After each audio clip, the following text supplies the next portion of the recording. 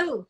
Oh, hi. So this is what I want us to talk about, brands, but I guess for everyone watching and for everyone that will watch later, would you like to introduce yourself? Sure. My name is Dara. I'm a brand strategist. Mm. Longtime friend of the one and only Sarah Cohen. We met working for a big major brand, lingerie brand.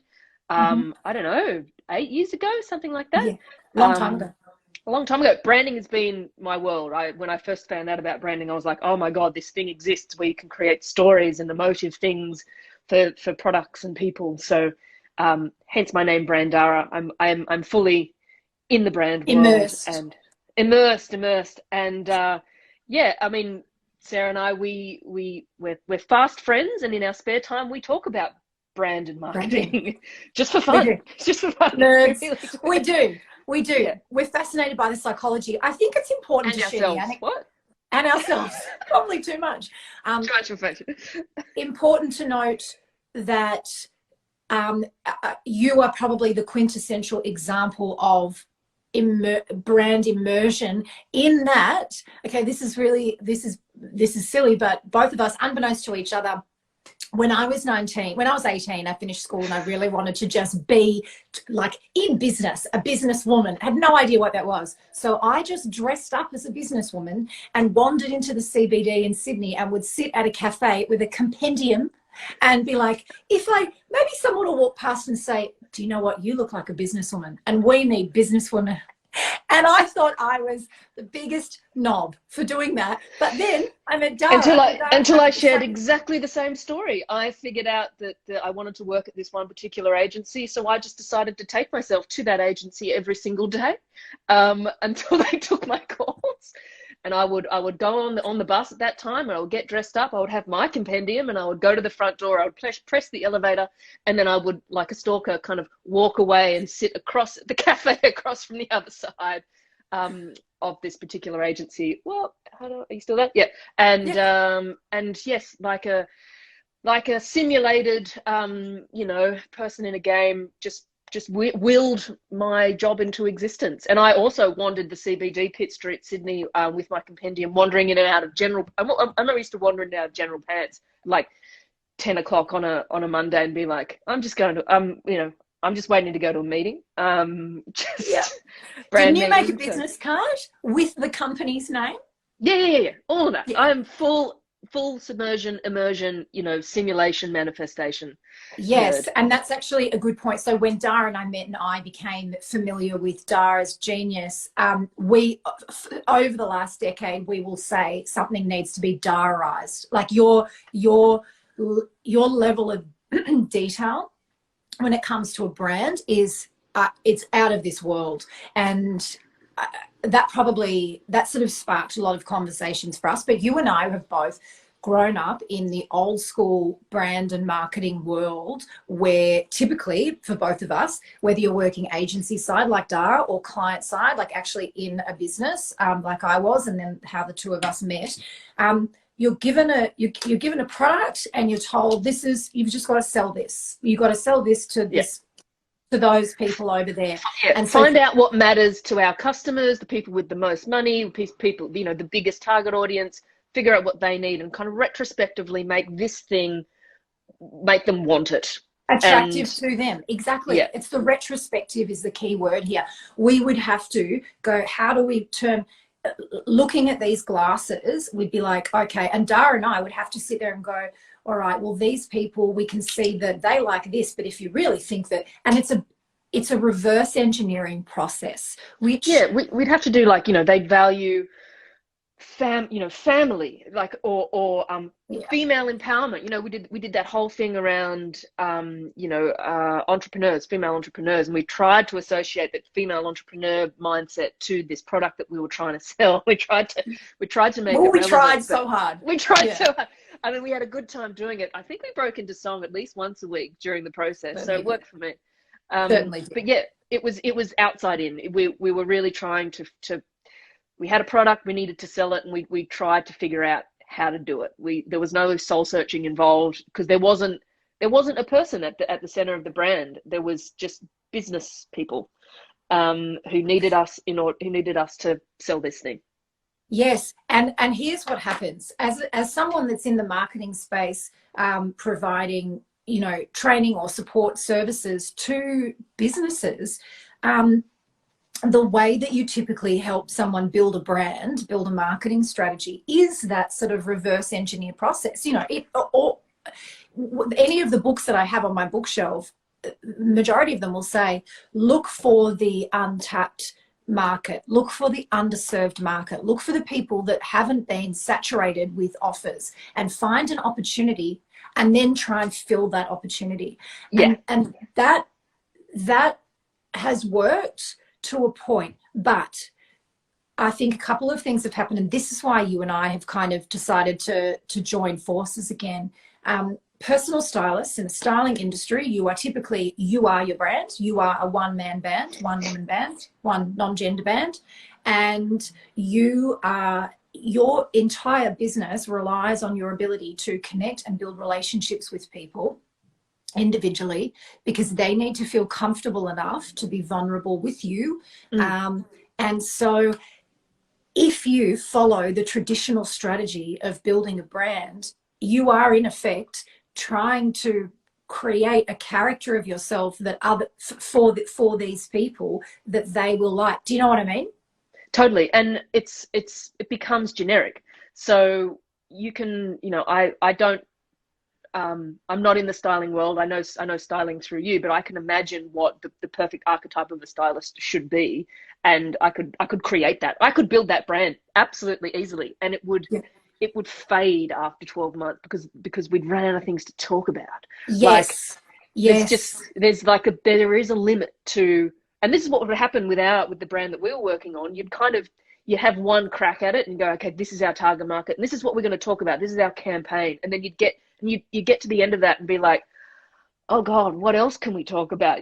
There's a limit. So by kind of crafting this external view of who you should be, based on who your target audience is, there's an inauthenticity to it, and it'll run its course. And I just don't think there's in the kind of world that you and I are preferring to play in now, which is working with brands where there are humans involved, where there's a central human, you know, strong female lead attached to this brand. This is where we like to play, because it's a different approach to branding, and which is what we're talking about today, which flips the traditional brand model on its head.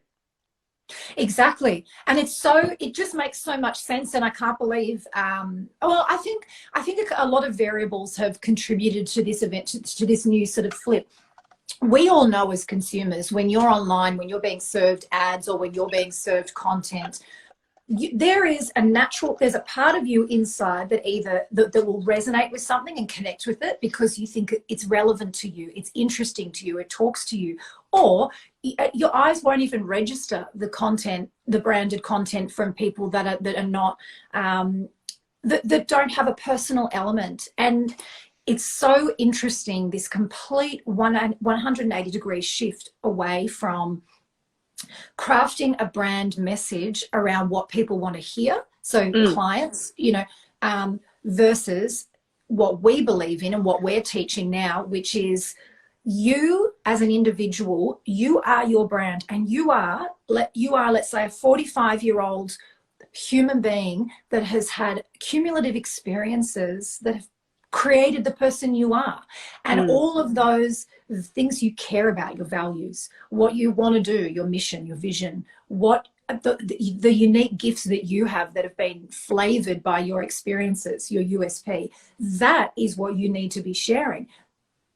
And what I think that message people hear, and they're like, yeah, but I don't know what that should be. And this is the bit, because you're still thinking in the mindset of, oh, what brand should I be? What are the messages should I be? And there's still something that I'm looking for out here, when actually, no. It's actually, it's you. It's all within you. And we can, we've got a method where we can extract what your core values are and what your actual brand is, so that you can start to confidently speak from this point. And I think the first point to realize in this whole process is that it's okay to be you, man.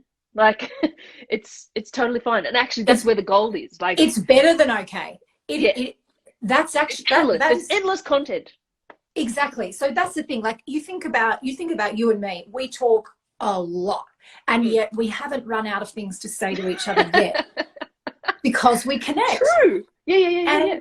And this is the whole point. So you've got stylists on here now and people that will be watching that are saying things like, I friggin' hate creating content. I have no idea what to write. I don't know what to put in an email or a blog So do post. I we. don't So care. do we. We hate all that stuff too, but we love getting on a chat with each other and sending each other cool, funny emails that we relate to. Like, that's Yeah. where, all of the special sauces and all of the momentum, because if you're speaking truthfully, then you just don't, you don't run out of stuff. And I mean, you've been on your own journey with getting to this point as well. And we've been having chats in the background of just going, just be yourself, like, because you can do that forever. And Yes. yeah, That's that's it. If future you proofing. Exactly. So I guess one of the issues is stylists thinking they're running out of steam. They're exhausted and overwhelmed by this perpetual need to create content and to present as a particular person, which means that there will come a time when you literally go, not today, son. I can't do it. I give up. Whereas That'll do. That'll do. that'll do, pig. That'll do. Whereas if you are operating your brand from the headspace of this is who I am and this is what I give a shit about, you will never run out of content. So I guess one of the benefits of us working together along with Tal, who's a clinical psychologist, is to alleviate that problem entirely, because it shouldn't be there. If you are brave enough to acknowledge that the true USP of your brand is your brain, your soul, your heart, that's the sort of awakening number one. Number two is, guess what? When you're operating from that space, you will never run out of stuff to talk about, and it will always be a joy. Because I know a lot of people, it's so interesting. I work with, personal stylists. You work with CEOs and founders of million-dollar businesses. And it's so interesting, irrespective of the revenue, everyone is exhausted. If I think about the women that you have worked for, the brands that you've worked for, every one of them is exhausted with the pressure to keep turning up as a false version of themselves, right? And totally. And then the first part of permission is just like, let's remove the script. Let's just have a topic that you could talk about all day and genuinely care about. And let's just start there. And let's jump on an Instagram live and just talk about it like this. We can talk about this all day. There will be a limit, but we can talk about this all day because we actually give a shit about it. And it's about giving people the permission of that. The other thing is that I found that really helps is to actually have a kind of like a one-page blueprint to fall back on, because sometimes you can get a little bit lost with like, oh, who am I? Like, who am I again? Remind me what I value and what I care about. When you're having a tired day. So part of the process that I do with founders is to actually go through a process of values extraction and actually to find out, the core areas that they do care about, so that at any time they can be like, oh, here are my 3 things. It can be more, but we'll call it 3 things. And this week I'm going to talk about this topic, and this next week I'm going to talk about that topic, to give you a little bit of variance. But it just means that you're not having to kind of constantly go, God, just to remind yourself what you care about. Like ghosts. Yeah. Ghosts, mystics, mysteries. Yeah. Exactly. We'll default into that. Yeah. So that's the nuance there. So it was really interesting when I had a chat with Tal last week or the week before, or no, maybe last week, with with the Facebook group, the Styling Advisory Committee. Any stylists or image experts are invited to join, and once a month we run a free sort of like tea and chats masterclass where you got like the stylists pick the topic, and it's very, very chilled and informal, but we do learn stuff. Anyway, had a chat with Tal and we were talking about building connections, and it was really interesting because it felt like we really touched on something. People are exhausted with this concept of the engine that drives a business from a marketing perspective, because, and quite rightly, because there's no heart in it. So it's like, oh Christ, I'm just doing this boring stuff every day. I'm not actually getting time to do what I'm trained to do, which is working with people, working with color, working with style. But what I noticed the following days, there were lots of people that were excited to sort of step into this new, more authentic space. And I said to you, I've seen some people start talking about, you know, this is me without makeup, or this is me sharing a mental sort of health struggle. But the question is, okay, but what's next? Like, how do we start to weave a story, though, and take people along the buyer cycle in a way that you're, do you know what I mean? That's why I say I totally. Like ghosts. And it's like meeting a new friend for the first time that you're really excited about, and then just like telling them all your life story and like kind of getting naked in front of them is just like being all like, it's too much. Sleepover. Having a sleepover. Let's just do this. Like, you know, it's that's too much. For sleepover. It's too early. It's too early for a sleepover. There's a backstory to that. We can craft this out over a certain amount of time. So I think, you know, posting, like I would actually, even as a strategy, I would almost like start to change things gradually. So maybe the images stay the same, but maybe the captions start to be a bit different. You start to weave a little bit more authenticity into the captions, and then, you know, post a selfie of you with less makeup on. But that's just one strategy, you know, like how to. That's just one type. It's just one, and it's fantastic that people took the initiative and jumped in and did that, and I'm sure has got some really positive responses, because humans are wired for empathy. Humans are designed to connect with other humans. Central nervous system meets central nervous system, you know, like it is wound matching. Wound matching. I love a wound match. And that talking, just before you move on from that point, the concept of like attracts like, whether it's from a physics perspective or a biological perspective, you're right, we are wired for connection, but you cannot connect with people unless you remove the bullshit, unless you remove the facade, and you just say, hey, this is me. And sometimes people are going to go, not for me, I think this is also an age thing. We are in our late 30s. You might be. You are in your late 30s. I am older. Thank you. I think, you know, this is a late 30s game, or an enlightened, you know, late 20s game. The young 20-year-old Instagram influencer, whatever's, they're not in this business. I don't think they would want to hear this conversation of authenticity, because they don't know what authenticity means. But by the time you get to this kind of age, you're like, you know what? I just want to be myself. I think it is an age thing as well. I'll steamroll over your point and just talk. Please. Nothing's new.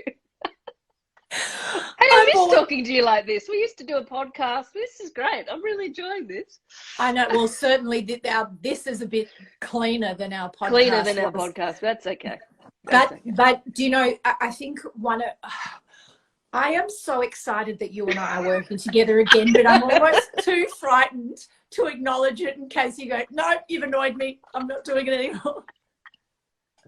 But it's like when all of you don't realize this, when Dara delivers the A game, it blows shit up. It's like, rare. It's rare because I'll only do it for select people. Yeah, but it changes the trajectory of a company. Do you know what I mean? Like the businesses you've worked for, where their annual revenue, their turnover is between like 5 and 25 million a year, and so when you're like, and you come in as this like outlier and work with the CEO, the founder, and completely there's no words. It's so fascinating, because you're someone that doesn't come in and go, okay, we're going to structure things up in a very formulaic, methodical way. Your ability to connect the brand strategy, but also tap into almost like an existential consciousness. It's a very unique combination. And you were in the gifted and talented class at school, so there's an overachiever in you as well, which pushes the perfectionism element, which is great. Yeah, we're not surprised that this it's worked out this way. It's interesting. Like so the last company that I've been working with, it was like I'll just come on and diarize things. I can't quite even tell you how I'm going to do it. The objective is to double the revenue. No drama, can do. And what was the revenue? What was the revenue to start with? Annual revenue? Millions. But it was. This lady was doing $1 million launches, wasn't she? Yeah. It's doubling. We're just doubling everything, and I can do that. And I was like, you need to just trust me. It was a real like Titanic No moment. nice questions. Just trust me. Just trust me. And what and she did. And honestly, the results are unbelievable. In 6 months, it is unbelievable, the change in this business, because what's happened is she realized very early on, and I knew this, that the success of the business and the brand of the business is so deeply like connected to her. She is a founder of a very successful company, and it's just so tightly connected that the only way the business could evolve was if we evolved her. And so it was around, showing her value, her blind spots, and giving her complete permission to be herself, because she was running an outdated narrative, honestly, that came from high school. So she was running this persona of who she had to be as a person who had a certain experience in a North Shore, pause. I'm out. Let's all just take a minute and think about the way that we show up in business based on our experiences in high school. Hashtag trauma. Namaste. I mean, hashtag trauma. Yeah.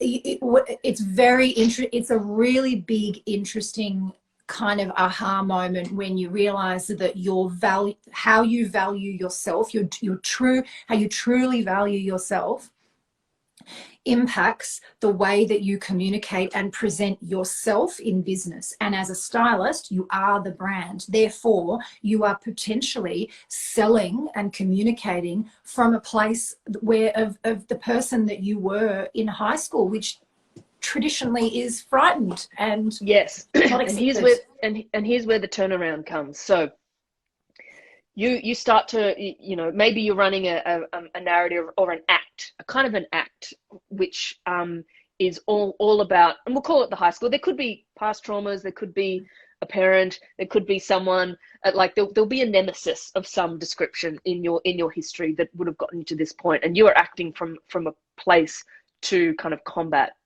them, and you're not being authentic. And I found the turnaround comes when, I wonder if I can explain this, but it's like you turn your whole vision around to almost help people realize who are probably on the same path, that they don't have to act from that same point. So you kind of use your history as fuel. So I know like your story, Sarah, and where the things that happened to you in high school, you're now, you were acting and had a certain mask up to kind of combat how you felt about the people at your high school, but now it's you're kind of turning it around and using it as fuel for your message of how not to be. Am I articulating that fine? Do you know what you are. Guys, whoever's listening, let us know if we are making sense. That's exactly right. Anybody out there? When I first started my business, I think this is the same for a lot of business owners. There's a part of you that, look, you want to look successful, and you want to, so, there's a facade there. Then there's a little bit of, I want everyone that was mean to me at school, or who didn't let me come to a party, or whatever that might be. Like, there's all these things that accumulate, or a boss that didn't believe in me, all these things that make you go, that impact what you wear, what you say, how you talk, what your website looks like, what your bio looks like, what the social content, everything. And it's not until you get to a point where I think a lot of people start feeling quite flat, a little bit anxious about their business, overwhelmed, flat, and it sort of starts to present as a mental health kind of thing. And then you take a look at yourself and you go, well, for starters, am I operating from a place of being completely myself? Do you know what I mean? Real existential stuff. It's existential stuff. So this is what we're saying. This is when you're hitting that existential crisis of, I love the world of styling. I want to help people. It helped me. I want to help others. But every day I'm feeling this mental block. I can't be bothered. That disconnect, that incongruous, whatever, sort of block is what we're trying to help others navigate through, because we believe that it feels disconnected because you're not being the way you are when you're with your closest friend or partner, when you're completely relaxed and you're completely yourself. Like, again, I fucked up the time this morning, as we know. Totally, and we know. My first point was to go, ooh, let me just make something up. And then I was like, I can't make it up. I have to be honest. I made a mistake, everyone. That doesn't mean that my 20 years of study and experience in marketing strategy is any less than. It just means I made a goddamn mistake. And so it's a really difficult practice to get into. Your turn. I've been rambling.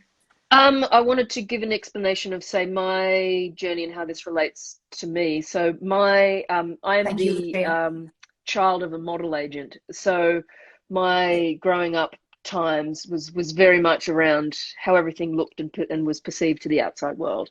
I came out as gay in my 20s. That didn't quite sit well with the parental structure, and my perception was that, and my mum in particular wanted me to be this other thing. So I don't know, I just spent all of my 20s and half of my 30s just being this other version of myself, knowing I completely wasn't. And then kind of came to a point where I just couldn't turn up in a flowy top anymore. Like in a Camilla caftan, please. In a Camilla caftan. I went to the point of wearing Camilla caftan. I was like, what is going on with my life? Why am I doing this? And my whole journey, my whole core messaging was around acceptance, just kind of being who you are, you know, like it's like I've been through that journey of not being accepted and not accepting myself and not thinking that I could just genuinely be myself in a black t-shirt, just chatting to you without some kind of like zhuzh, you know, like this is not my training. Like my mother saw this Instagram live, she would be horrified. She'd have a heart attack. Okay. Yeah, she would have a heart attack. But I'm completely okay with that, because I believe in, you know, just being authentic and present, and that's good enough for me. So my journey is to help people kind of get to my point now where I'm like, you know what, you don't have to pretend anymore, you can just be you. Because I've been down that road as well. I had a whole lifetime of pretending, and it's just not cool anymore. And I think with other people, like, your genius is that you're just a little bit ahead of a little bit further down the road than the people that you can help. And if, you know, as a stylist, you're on the front line, you're in those change rooms in the most vulnerable moment. And if you can connect with someone in a way that you actually have, you know, been through, whether it's body dysmorphia or just being, I don't know, bullied, or kind of any kind of thing that's going to come up in that incredible vulnerable moment, and you can connect and say, me too. How wonderful. It's just a brilliant human thing, rather than 5 ways to wear a denim dress. I don't even know styling. I don't even know. Denim dress sounds interesting. Denim dress. Yes. Do you know, and in actual fact, just on that, I think the moment in our friendship that you finally arrived from this is me, and I was like, yeah. In that when someone is being real with you, you're just Dara and everything. But I think that the power comes from when you finally just say, pretty much, fuck it, I'm just gonna be me, because I'll tell you what, when I work with a client, the more real I am, it encourages them to feel more comfortable being real. Totally. And then all of a sudden we're laughing, we're crying, we're connecting. You're looking forward to your session with them. And it's the same, as stylists, guys, women, people in general are just looking for someone to help them because they don't trust their own opinion. So what they're looking for is trust. How do you create trust? You have to connect with people. The only way to connect is if you show all your cards and you go, this is me, and then they have the opportunity to connect with you. The alternative, which is what's happening at the moment, is feed just jam-packed with content that is not, it's not articulating the individuality of each person. So No, you could and still you talk can about, sense it. You can sense it, right? yeah, You can sense that it's void of humanness. Like it's tactical. It's just yeah, it's just crafted. It's not from the heart. It doesn't have a piece of your soul in it. And I just think in a world full of saturated bloody things where all the marketing trick hacks in the world are going to keep coming at us, the only answer is just realness and finding your people. How wonderful if you find that you have a client who was also into ghosts. Like how wonderful, how wonderful. And you know what has always pissed me off about the kind of the coaching relationship, and I've had coaches and stuff like that. It's the concept of rapport, where they try and get in rapport, and you're like, shut up. Like they'll Google me and they'll find out that I'm really into boy bands. So the opening line was always about Gary Barlow and boy bands, and I'm like, I know you're trying to get in rapport with me, and it's some kind of trick tactic, and it doesn't feel genuine because I know that they know nothing about boy bands, and it's like, why are we talking about this? Don't just say something because you know I'm into it. Give me something real, man. Like, and so I just think, to turn it on its head at the off chance, like the other thing around, I think when we get older is, I read this in a book recently, which was around as adults, we're so worried about people not liking us, like new friends. We meet a new friend and we're like, oh God, do they like me? That we spend so much time thinking they don't like us rather than actively showing them that we like them. And it's just this, like as you've got kids, I'm sure they do it where they're just like, I like you, I want to be your friend. We don't do that as adults. And I think there's something wonderful if we just put ourselves out there and go, ghosts, boy bands, motorbikes, whatever it is. And just like, and then, someone goes, murder mysteries, NCIS, or whatever it is that they catch on to. And it's how wonderful that you wonderful. wonderful that you're actively trying to be someone's friend rather than I don't know, just this backward tactic rapport rubbish that we've all been taught how to do. And to that point, I think again with stylists, for many image professionals that I have worked with or met or talked to, there is a beautiful sort of healing, nurturing part of them that drives them to this profession, just as much as the fun and excitement of working with color and harmony and shape and clothing. But that doesn't feel, that beautiful nurturing side feels completely at odds with the concept of selling and salesmanship.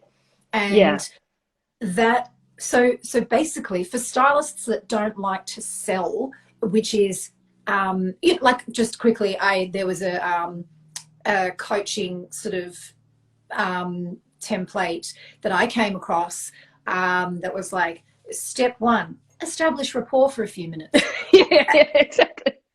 And find out their interests. Exactly. And that people can see straight through that we're not dum-dums. Like you know straight away. But it's interesting. Imagine what would happen if instead you were sort of just opening yourself up a little bit, moving on from that point. The biggest shift that I ever found in selling was selling is not selling, because selling feels gross, right?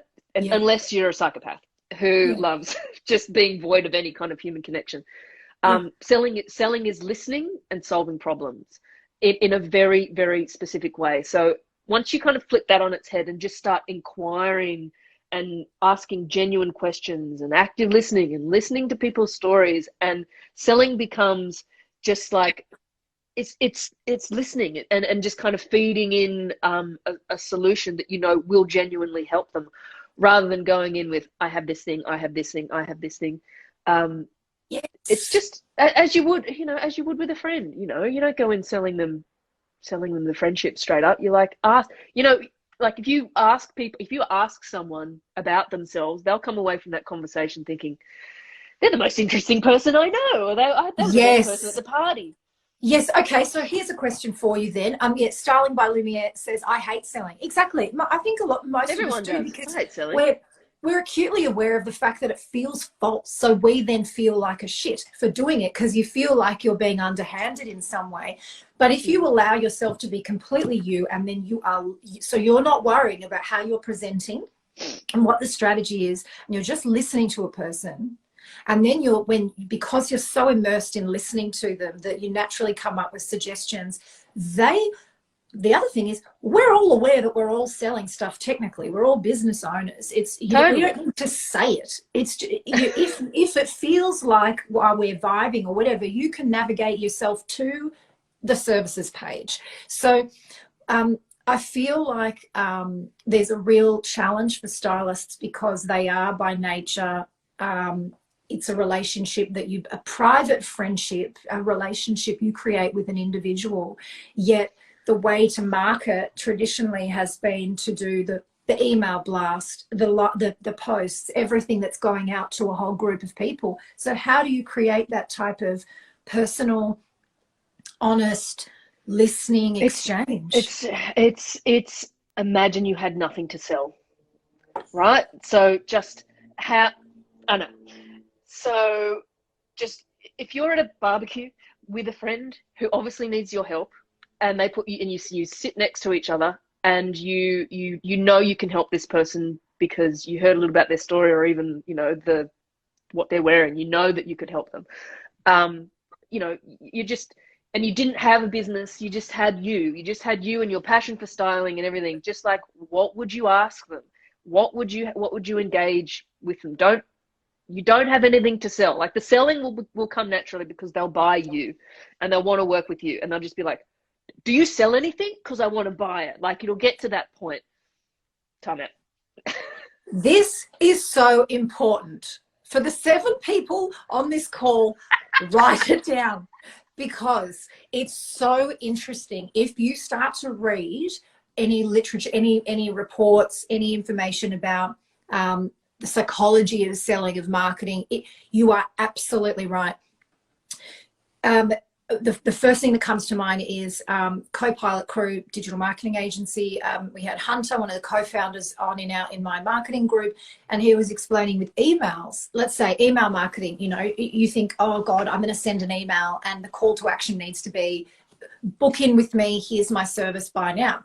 And Hunter is someone that works with the leading digital marketing companies in the world, and he was reminding us that the purpose of an email is not to sell it, and the selling part it just comes organically. But I think that for so many stylists and so many business owners in general, you think that because you're playing with marketing activities like an email, a blog post, a social media post, a live, a webinar, that there has to be a transactional element to it. Because you're like, well, I'm doing this for my business, therefore I need to add in a business component, which is to sell. And then that impacts the quality of content that you create, because you're focused on, how do I get people to buy this thing? If we were to completely remove that and say, okay, create content for the next week, that's not about selling. It's just about people, you know, liking you, for want of a better word, or just people connecting with you. It's about relationships. And what I'm finding is that there's a group of people that are slowly starting to go, I'm ready to do it differently. I'm ready to build a business differently that feels friggin' great. And by feeling great, you know, we can't, thinking about the brands that I've worked with, it's like, it's almost impossible to have a tactical conversation about what emails to send and what to have in them, and is there a call to action, without understanding this brand first.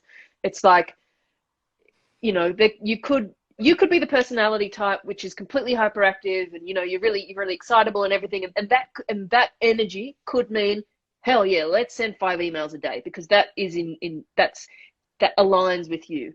We could have a brand chat and find out that actually you're someone who's a lot quieter than that, and you would rather craft a 1,000 word narrative in the style of a 1950s novel, which explains a situation of a client that you had and their story, and that could be the message in the one email. There isn't, this is what I mean, there isn't a tactic, there isn't a one size fits all, because we need to find out who the core of you truly personally is first, and then we'll go, okay, well, what kind of marketing tactics will that person want, is true for that person. So yes, what feels like a natural match? What, because you're yeah, absolutely right.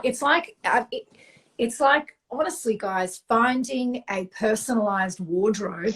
What you do for your clients as a stylist for a client is finding clothing that beautifully articulates who they are on the inside. What we do as marketers and brand strategists is say the same is true for your marketing.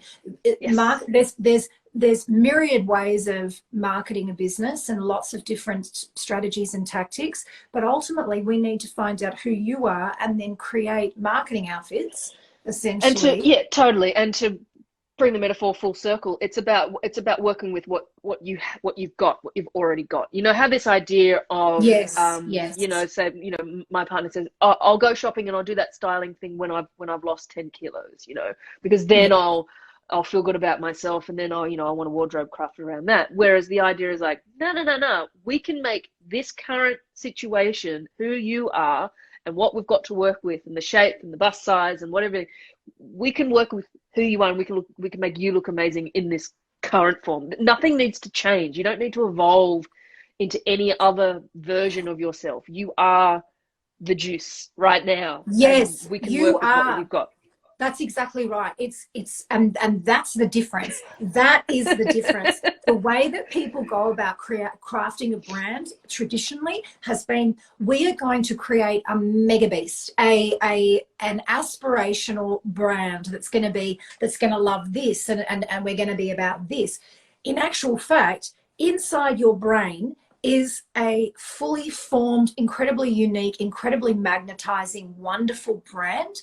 And number one, you've probably been too scared to let it out. Number two, you don't know how to let it out in a way that sort of is like a natural flow of stuff. As And I said, safe. You don't and want to be safe. too vulnerable. There are, we do craft a limitation on what is safe to share and what is not. Like, it's not Yes. about just opening up everything and just letting the Yeah. world see you naked and raw. It's no, we'll craft the limits of what we want to share.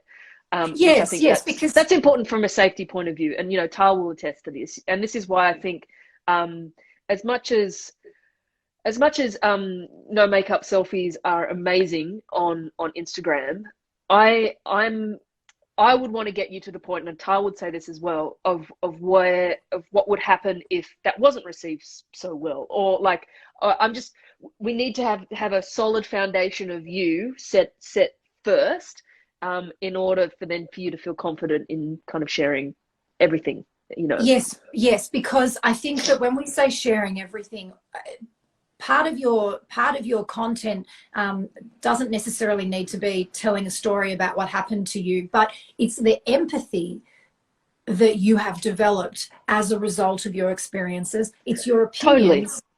And your That is what insights. we're trying. It's your It's what you've insights. learned. It's your insights. Tal was Exactly. talking about this the other day, and you know, we've all been through, you know, personal traumas and things in our lives, and it's not about sharing the nitty gritty of how hard it's been. It's about sharing what we learned and what we now know about Yes. ourselves on the other side. I don't need to tell you about all of the hardcore stuff that's happened. I can tell you that on the other side of it, that, you know what, being yourself feels friggin' amazing, and this is how to feel solid in it, and this is how to be respected with it. I don't need to tell you the history of how I Exactly. came to be in this point. Yes, because that is your brand. Your brand story is not what happened to you. It's what you learned, what you took from, and Yeah, what the impact of that, how you can use that to help others. A perfect example.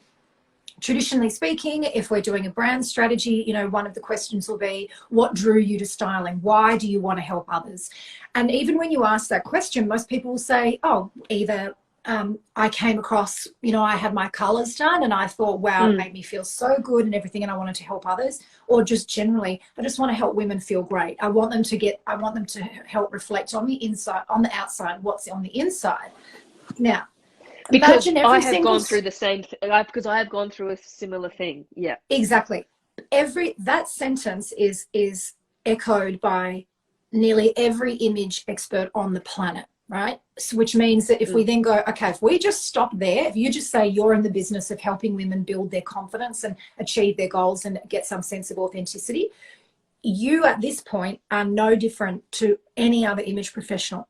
But there's all this other juice, all this other gold that's like sitting in your head and your heart, and the result of which is that you want to help people. But that is not your brand strategy. That's not what you care about and why you're in the business of doing stuff.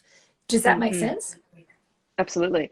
And in terms of how we help this all come together, so we've got a method that can help this, and a little bit of an insight to that is, you know, rather than looking into the future to kind of figure out this future brand of you of what you should be, we actually look into the past and we look at events, I call them pivotal moments, that have really defined you and are of significance, and we get you to tell us that story.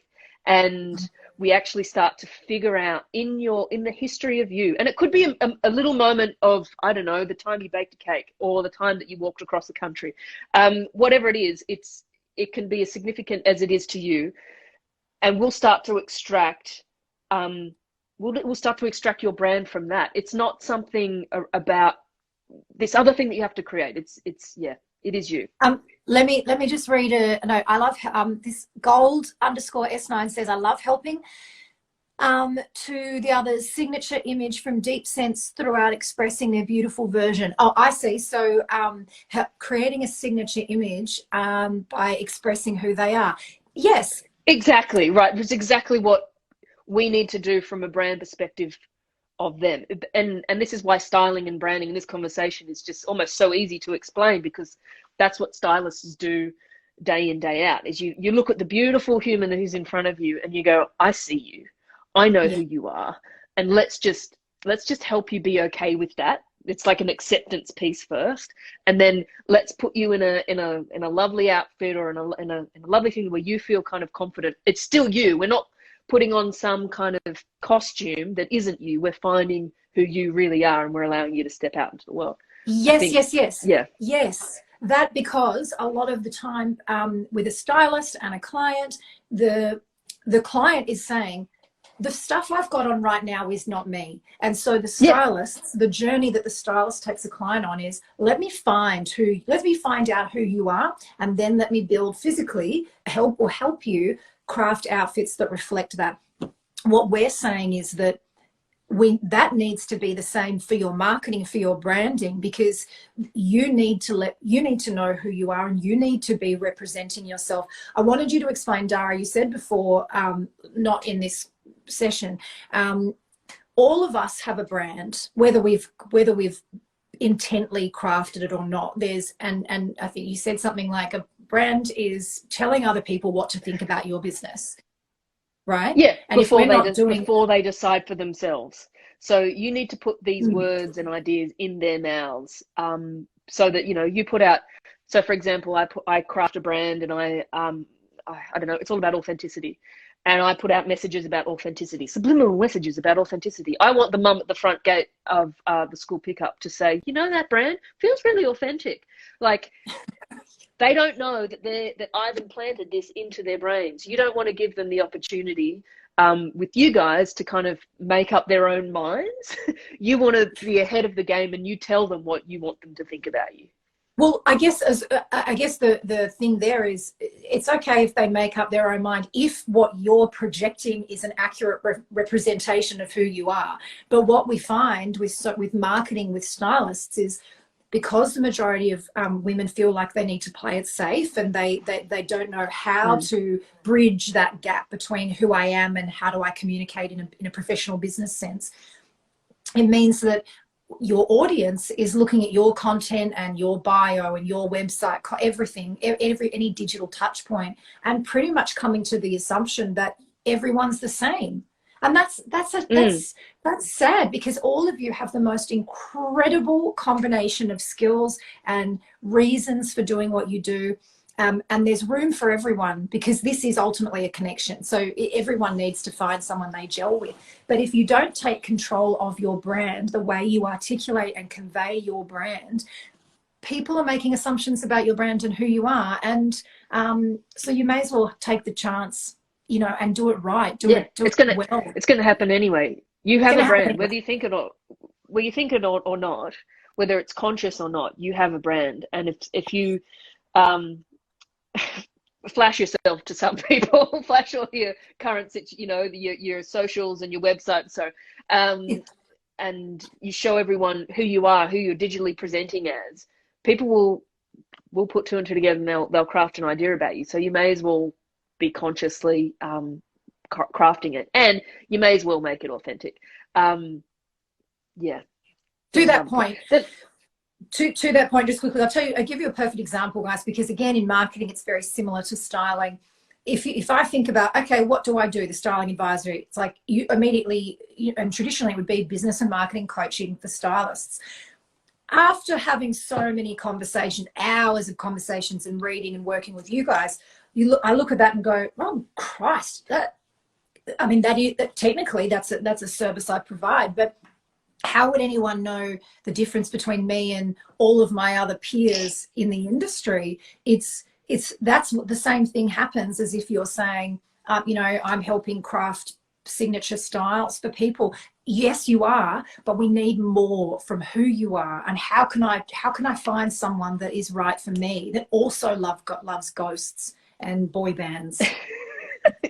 Yeah, I mean, come on. Or doesn't necessarily love ghosts or boy bands, but accepts us for loving ghosts and boy bands. Is a ghost. Like, that is a ghost. Is Nick Carter. Yeah, I mean. Exactly. Nick Carter, the hottest one of the Backstreet Boys. Totally. The fact that we can move boy bands into these discussions is amazing. I'm living my best life. When I was living in LA years and years and years ago, my roommate was dating Nick Carter, and I had the chance to go. How do I not know this story? Well, because you're obsessed with Gary Barlow, different band. I didn't know that Backstreet Boys would warrant interest, but basically I had the opportunity to go out for drinks with them, but I'd eaten, once again, Mexican and had crippling stomach pain. So I said, no. Will I never learn? Me that you had the opportunity to go out with the Backstreet Boys. I did, and Styling by I'm Lumiere. a big Backstreet Boys fan. Styling by Lumiere. Oh, you can see the comments. Yes. Who is your favorite?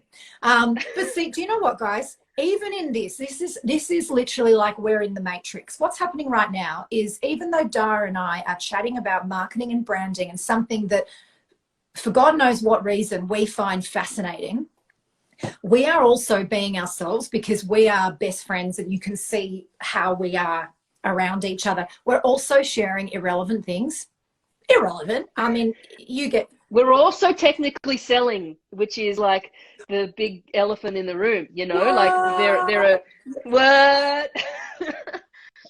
And people, we're in the 15 Matrix. hours later, are still hanging on. Yeah, exactly. But you can see straight away, you go, okay, do you know what? Everyone in the world is selling. Everyone's got a program. Everyone's selling whatever. But this person likes Backstreet Boys, or this person said the word shit, or this person has a similar experience from high school, or this. You start to connect with people in a way that is interesting. Others will literally exit conversation horrified. That's okay too. I had a sales conversation with a guy a couple of days ago. Brian, I see you. Nick Carter. He's actually good, but he lost his voice.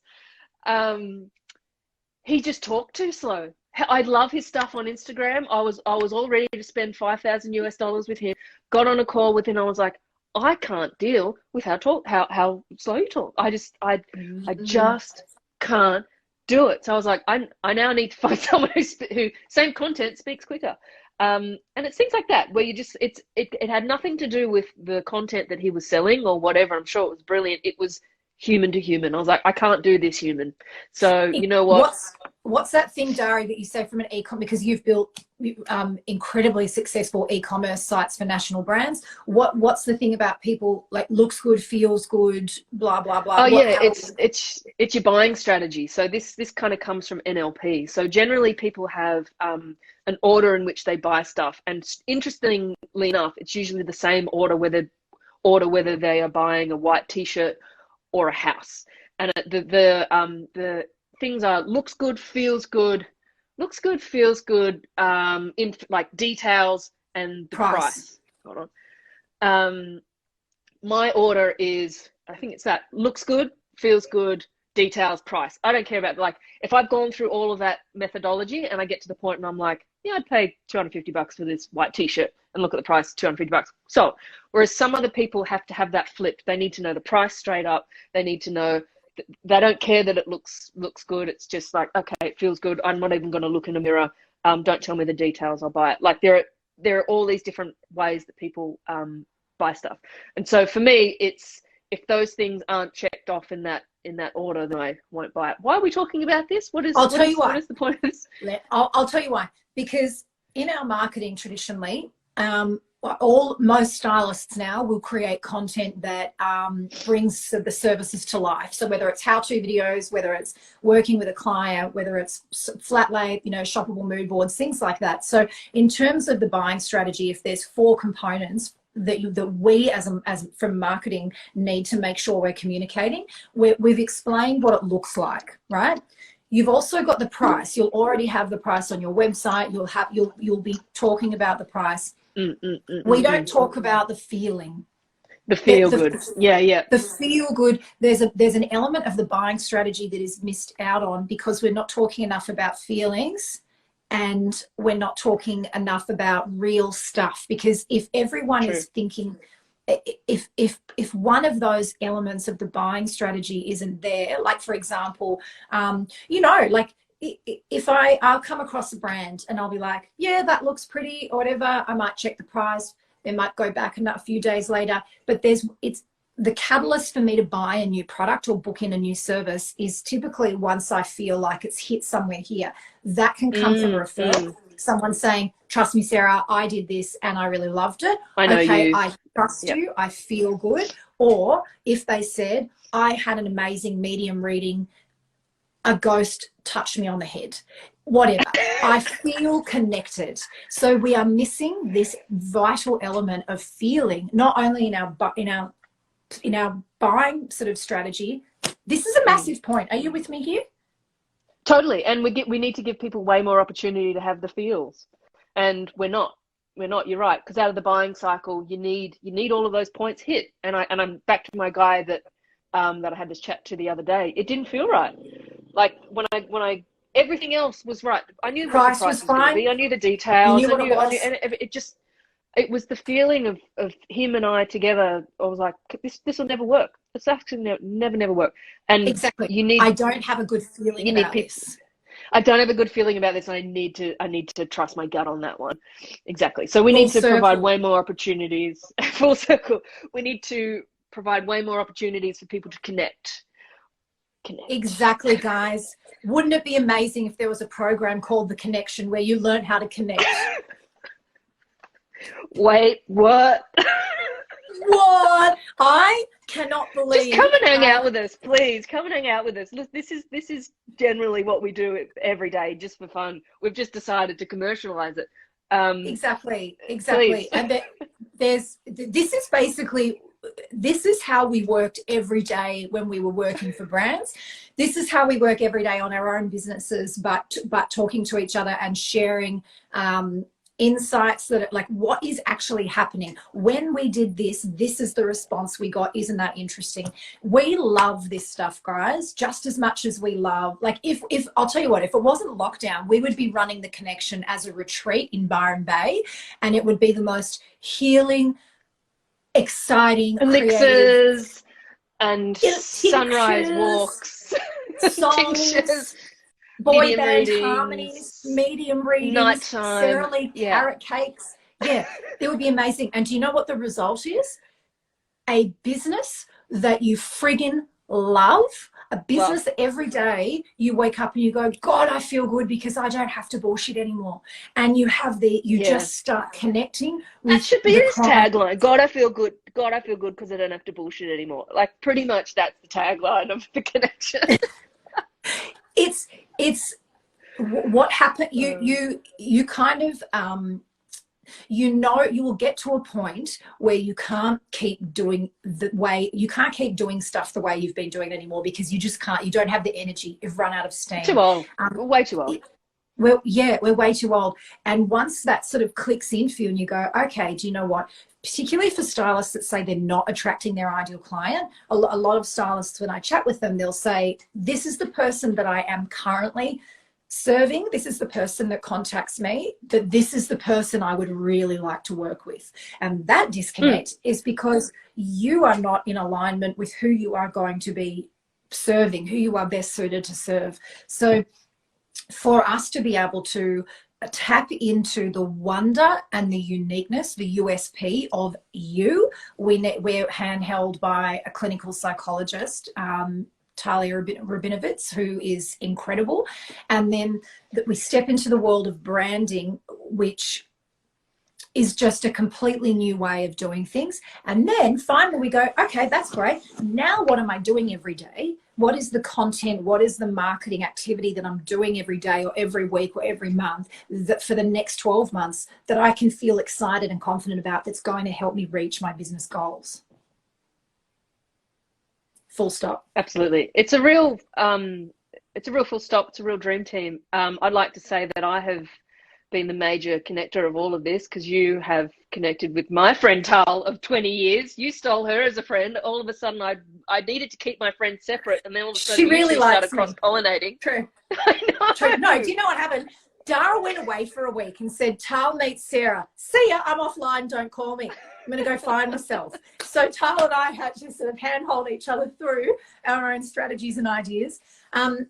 I would also like to say that we're working on a theme song for this program, because Dara, Tal and I all love to sing and play guitar. So bet you didn't think you were going to get that with a marketing program.